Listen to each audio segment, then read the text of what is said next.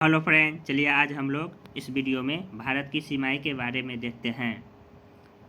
भारत अपने पड़ोसी देश के साथ जो सीमा साझा करता है उस सीमा रेखा का नाम क्या है, उसका निर्धारण कब किया गया था, ये सब सारे इस वीडियो में देखेंगे।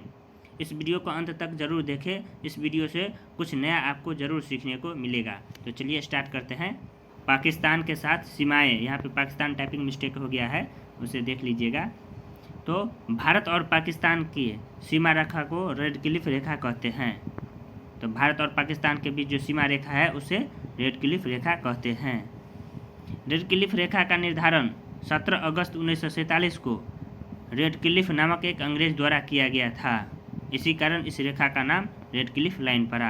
यानी भारत और पाकिस्तान के बीच जो सीमा रेखा है इसका निर्धारण एक सिरिल रेड क्लिफ नामक अंग्रेज द्वारा किया गया था। तो ये अपने नाम पर ही इस रेखा का नाम रेड क्लिफ लाइन रखा। और इस रेड क्लिफ रेखा का निर्धारण जो है 17 अगस्त 1947 को हुआ। इसे ज़रूर याद रखिएगा, क्योंकि आजकल एग्जाम में कभी डेट भी पूछ देता है।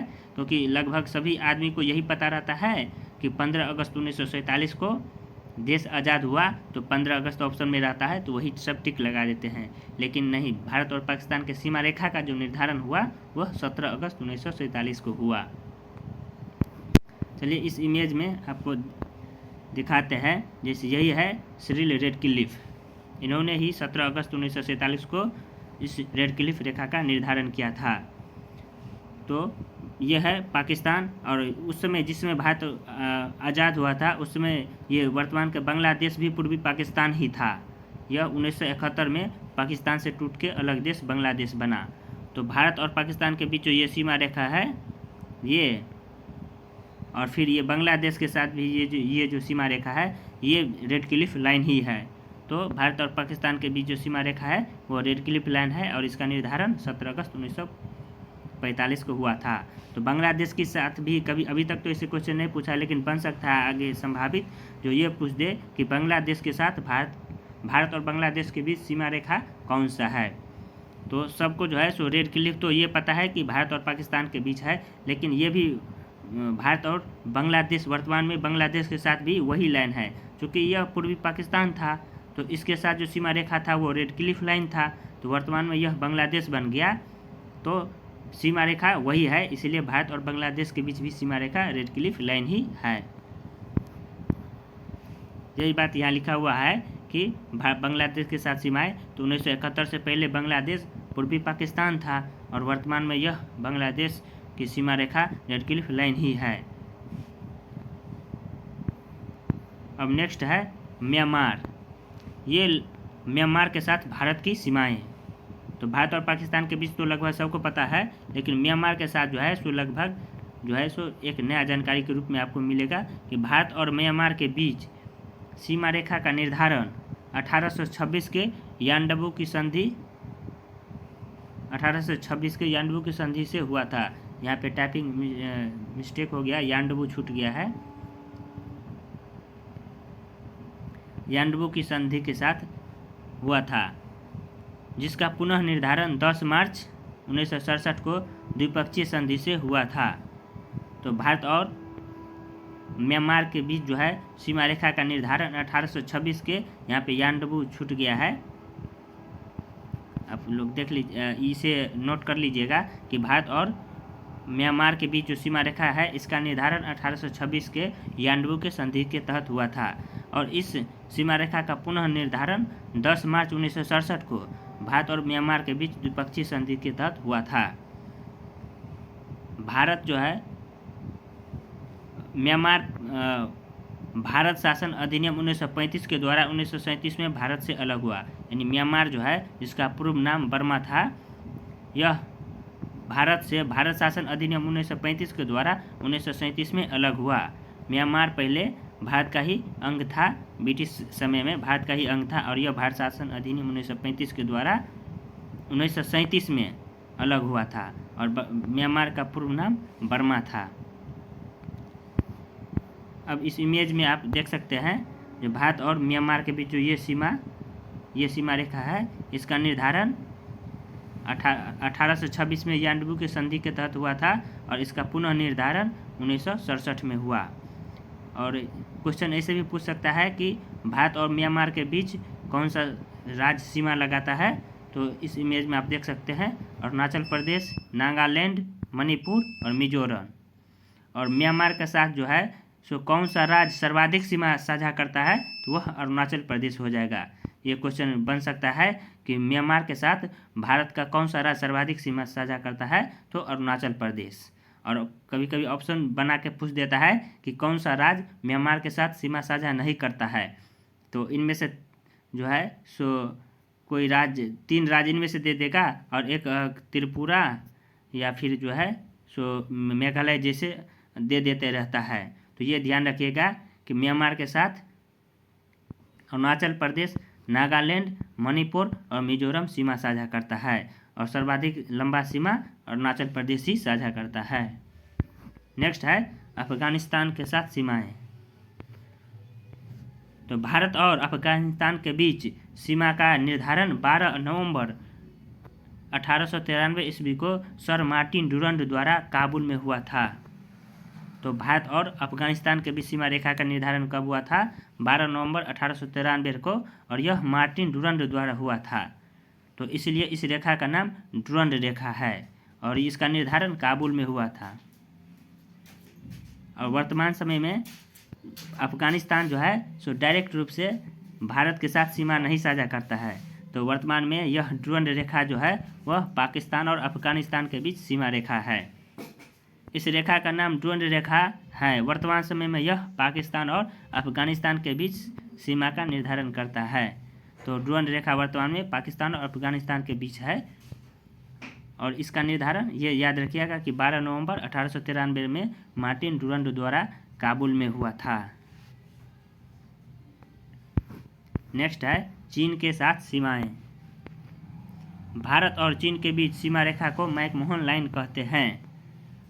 इस रेखा का निर्धारण 1914 में शिमला कन्वेंशन द्वारा हुआ था। तो भारत और चीन के जो है बीच सीमा रेखा वो कौन सा है, तो वो मैकमोहन लाइन है और इसका निर्धारण जो है सो 1914 में शिमला कन्वेंशन के द्वारा हुआ था। यह रेखा मुख्य रूप से अरुणाचल प्रदेश में है। तो यह मैकमोहन लाइन जो है सो मुख्य रूप से अरुणाचल प्रदेश के क्षेत्र में ही भारत और चीन के बीच सीमा रेखा है। चलिए इसे इमेज के रूप में देखते हैं। यह चाइना है और यह अपना अरुणाचल प्रदेश है। तो ये जो रेखा है यह मैकमोहन लाइन है। तो भारत और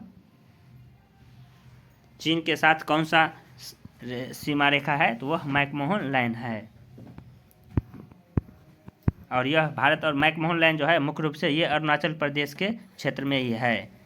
चूँकि वर्तमान समय में चीन जो है सो अरुणाचल प्रदेश से लेकर के और यहाँ पे लद्दाख तक जो है सो सीमा साझा करता है। चूँकि जिस समय यह मैकमोहन लाइन का निर्धारण किया गया था उस समय इस एरिया में जो है सो चीन, इस एरिया में एक तिब्बत देश था।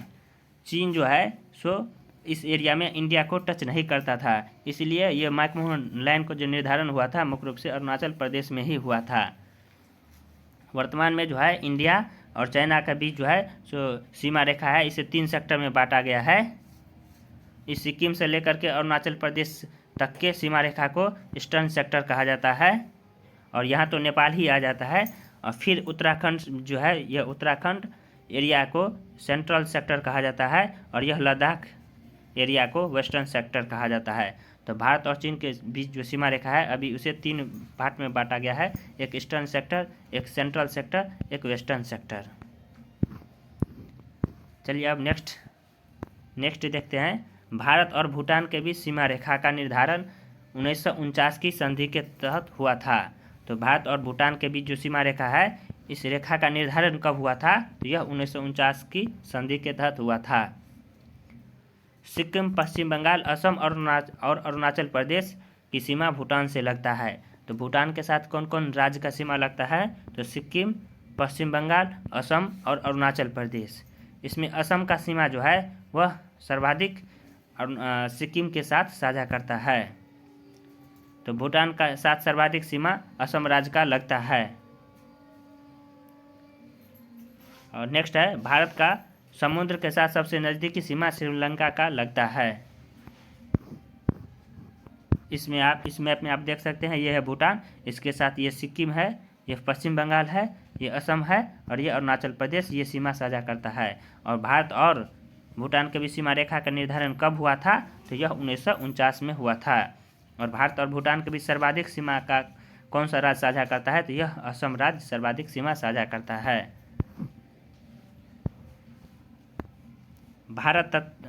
श्रीलंका भारत से पाक जलडमरू मध्य के द्वारा पृथक होता है। तो श्रीलंका जो है सो भारत से किस जलडमरू मध्य? तो पाक जलडमरू मध्य द्वारा पृथक यानी अलग होता है। इस जलडमरू मध्य का नामकरण तत्कालीन यानी उस समय के मद्रास के प्रेसिडेंसी रॉबर्ट पार्क के नाम पर पड़ा था, इसलिए इस जलडमरू मध्य का नाम जो है सो रॉबर्ट पार्क है। यानी इस जलडमरू मध्य का नामकरण कौन किया था? तो उस समय जो है सो मद्रास प्रेसिडेंसी का गवर्नर रॉबर्ट पार्क था। तो इसी के नाम पर इस जलडमरू मध्य का नाम पाक जलडमरू मध्य पड़ा। यहाँ पे आप देख सकते हैं, ये इंडिया है, ये श्रीलंका है और यहाँ पे ये पाक स्ट्रीट है यानी पाक जलडमरू मध्य है। और इस पाक जलडमरू मध्य का निर्धारण उस समय में ये एरिया जो है सो ये मद्रास प्रेसिडेंसी कहलाता था। तो इस मद्रास प्रेसिडेंसी का गवर्नर रॉबर्ट पार्क था। तो इसी के नाम पर इस जलडमरू मध्य का नाम पाक जलडमरू मध्य पड़ा। नेक्स्ट है, वर्तमान में भारत के 16 राज्य और 2 केंद्र शासित प्रदेश की स्थलीय सीमा पड़ोसी देश से लगता है। यानी भारत में जो है कुल अभी वर्तमान में जैसे 28 राज्य है, उस 28 राज्य में से 16 राज्य का सीमा जो है सो वह स्थलीय सीमा किसी दूसरे देश के साथ लगता है। यानी 16 राज्य जो है वह स्थल रूप से किसी दूसरे देश के साथ सीमा साझा करता है। और 2 केंद्र शासित प्रदेश है जो स्थलीय रूप से दूसरे देश के साथ सीमा साझा करता है। नेक्स्ट है, भारत के 9 राज्य और 4 केंद्र शासित प्रदेश की सीमा समुद्र के साथ लगता है। तो भारत में कुल जो है सो 28 में से 9 राज्य की सीमा समुद्र से लगता है और कुल 8 केंद्र शासित प्रदेश में से 4 केंद्र शासित प्रदेश की सीमा समुद्र से लगता है। नेक्स्ट है, भारत के 9 राज्य से 66 जिले और 4 केंद्र शासित प्रदेश से 4 जिले समुद्र के साथ सीमा लगता है। तो कुल 70 जिला समुद्र के साथ सीमा साझा करता है। तो यानी भारत में जो है सो 9 राज्य जो समुद्र के साथ सीमा साझा करता है, उस 9 राज्य से 66 जिले ऐसे हैं जो समुद्र के साथ सीमा साझा करते हैं। और 4 केंद्र शासित प्रदेश है, तो 4 केंद्र शासित प्रदेश के 4 जिले समुद्र के साथ सीमा साझा करता है। तो टोटल 66 जिला और इधर 4 जिला यानी टोटल 70 जिला जो है सो वह समुद्र के साथ सीमा साझा करता है। तो अगर कभी एग्जाम में पूछ दे कि भारत में कितने राज्य समुद्र के साथ सीमा साझा करता है, तो 9 राज्य। और यह बहुत पुराना हो गया, ये लगभग पहले बहुत एग्जाम में पूछा जाता था कि कितने राज्य समुद्र के साथ सीमा साझा करता है, तो वह 9 राज्य है। अब आगे चल के अगर जिला पूछ दे तो कुल 66 जिला है, जो कुल तो 70 जिला हो जाएगा, जिसमें राज्य से पूछे तो 66 जिले और केंद्र शासित प्रदेश से पूछे तो 4 जिले, यानी कुल 70 जिले समुद्र के साथ सीमा साझा करता है।